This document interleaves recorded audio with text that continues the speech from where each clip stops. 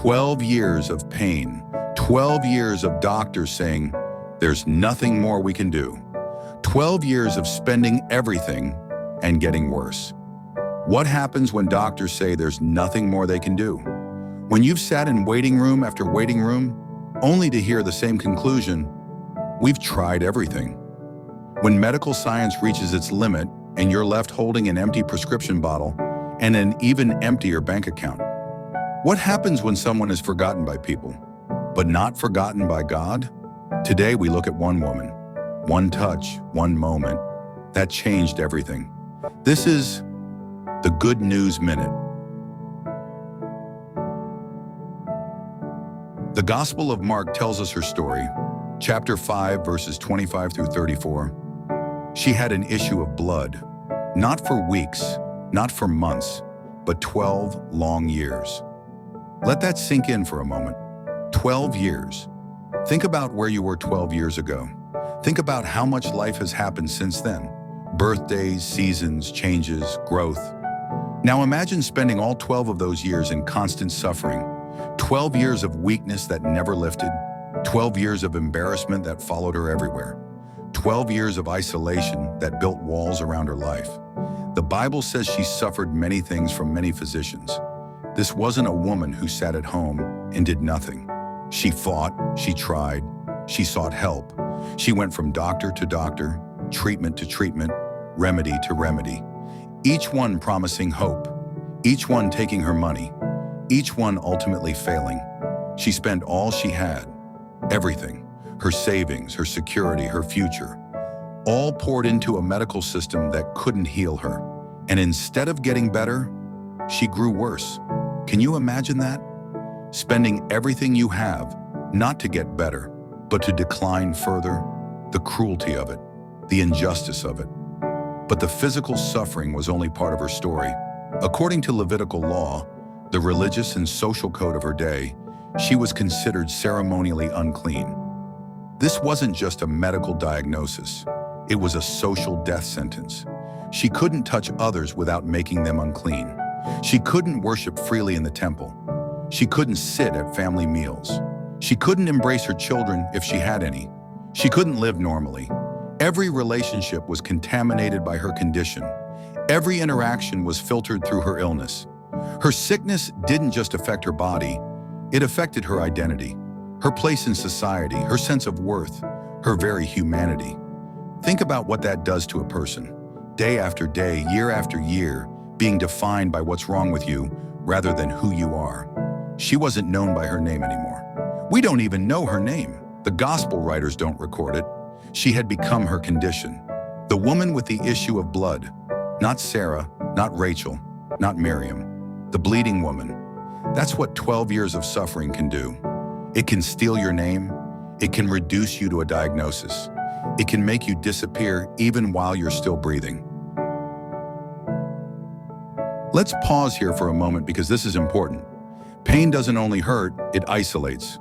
Physical pain, emotional pain, mental pain, spiritual pain. Whatever form it takes, suffering has a way of building walls between us and the world around us. Some people watching right now know this feeling intimately. You show up for others. You're present at the meetings, the gatherings, the celebrations. You smile, you nod, you participate, but no one sees what you're carrying. No one knows about the anxiety that grips you in the morning, the depression that weighs on you at night, the chronic pain that never quite leaves, the trauma that replays in your mind, the addiction you're fighting in secret, the marriage that's crumbling behind closed doors. You're present, but forgotten. And here's the hardest part. It's not always because people don't care. Sometimes they simply don't know. Sometimes suffering is invisible. Sometimes we become experts at hiding it, but the weight of carrying it alone, that can be crushing. This woman understood that weight. For 12 years, she carried it. 12 years of going to bed, hoping tomorrow would be different. 12 years of waking up to the same reality. 12 years of watching life happen around her while she remained stuck. 12 years of being forgotten by people. But she was not forgotten by God, and neither are you. One day, she hears something. News travels through her town. People are talking. There's excitement in the air. Jesus is passing by. She's heard about him. Everyone has. The teacher from Nazareth, the healer, the miracle worker. Stories have reached her of the blind seeing, the deaf hearing, the lame walking. Impossible things becoming possible. And now he's coming through her town. But there's a problem. Jesus isn't in a quiet place. He's not sitting peacefully by a well where she could approach him privately. He's in a crowd, a massive crowd. People are pressing him from every side.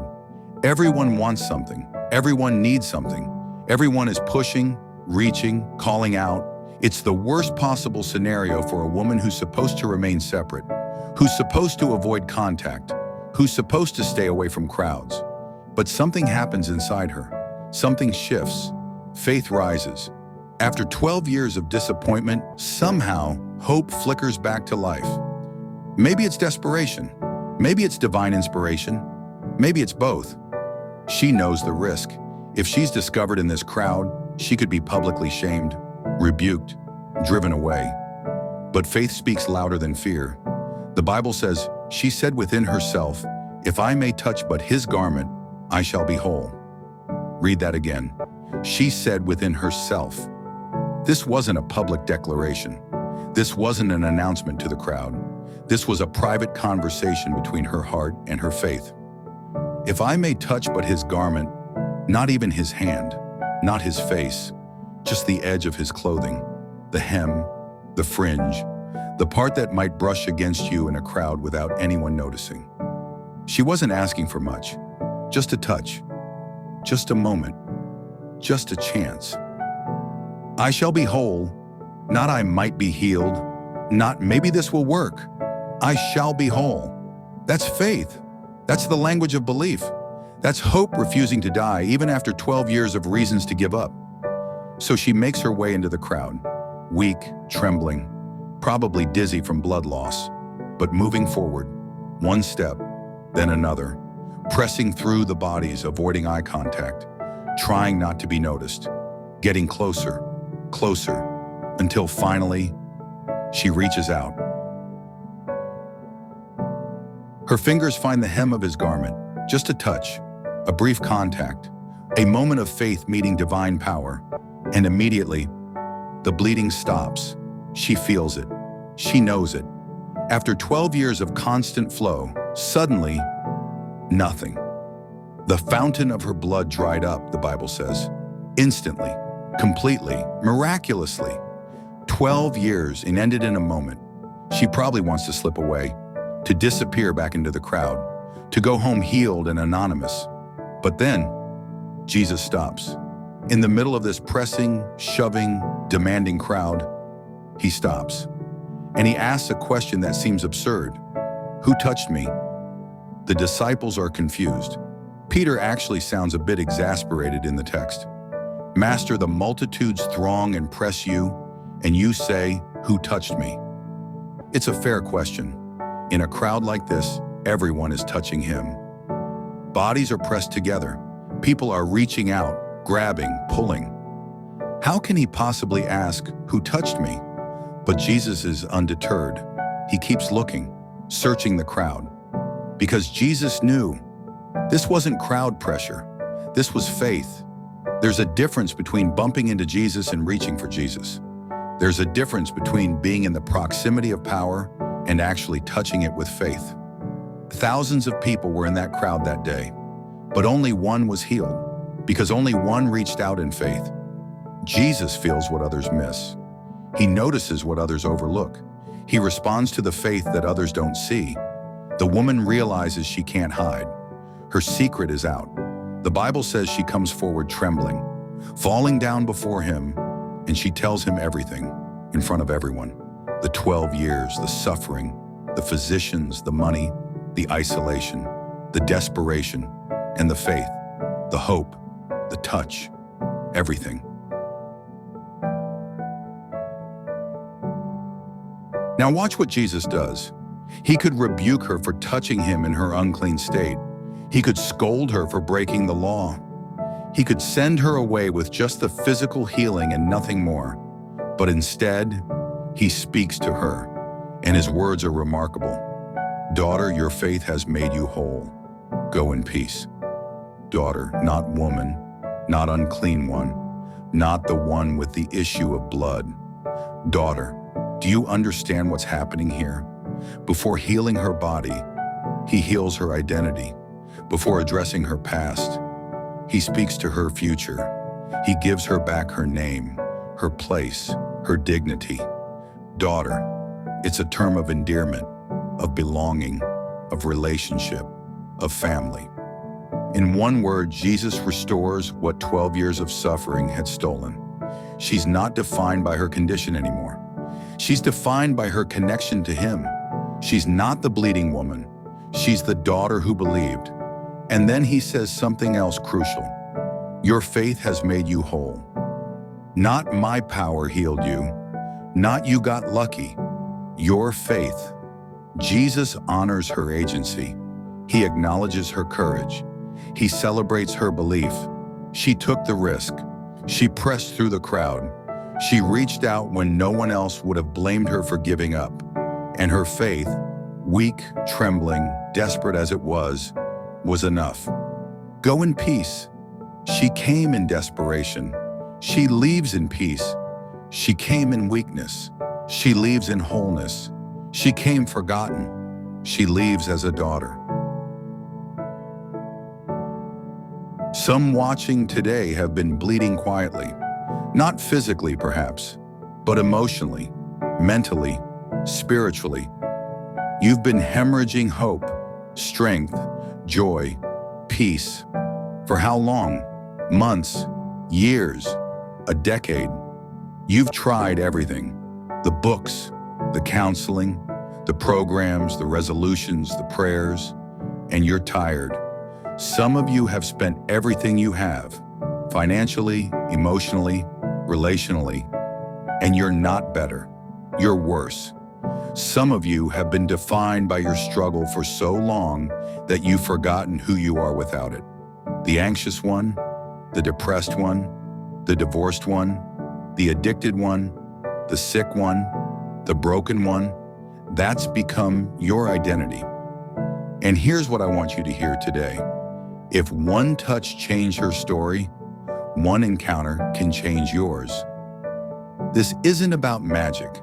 This isn't about manipulation. This isn't about trying harder or believing more perfectly.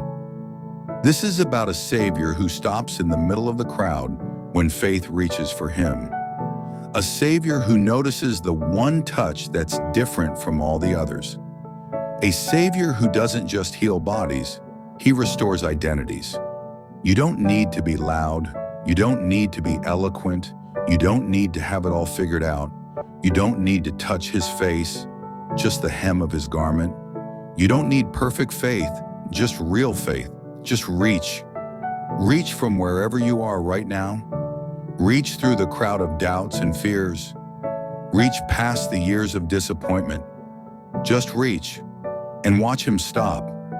Watch him turn. Watch him call you daughter, son. Watch him restore not just your circumstance, but your identity. Let's pray together. Lord Jesus, for those hurting quietly right now, for those who've been bleeding in ways no one else can see, for those waiting patiently for 12 days, 12 months, 12 years, we invite you into their situation now. We invite you into the pain, the disappointment, the exhaustion, the isolation. Heal, restore, renew. Let virtue flow from you to them, just as it did to that woman 2,000 years ago. Let peace replace pain. Let hope replace despair. Let identity be restored. Speak daughter over the women watching. Speak son over the men watching. Remind them who they are. Remind them whose they are. In Jesus' mighty name, amen. This is episode 3 of the Good News of Jesus. Next episode, Jesus meets a man who climbed a tree just to see him and comes down forgiven and transformed. The story of Zacchaeus, a tax collector, a traitor, a man everyone despised. and the day Jesus invited himself to dinner. Like, comment, subscribe, and share this with someone who needs hope. Because the good news isn't just a message, it's a person, and he's still stopping for people like us. This is the Good News Minute. Keep the faith alive.